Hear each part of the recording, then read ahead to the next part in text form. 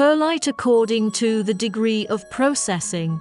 Its products can be divided into perlite raw ore, perlite ore, expanded perlite, and surface treatment of expanded perlite. 4 categories.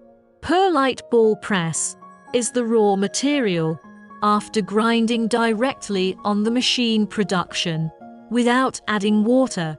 Its purpose is to reduce dust, control capacity, return utilization, improve transportation characteristics, and other capacity design.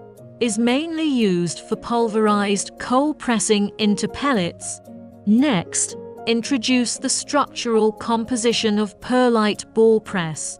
A feeding part of perlite ball press. The main is to achieve quantitative feeding, to ensure that the material evenly into the roller.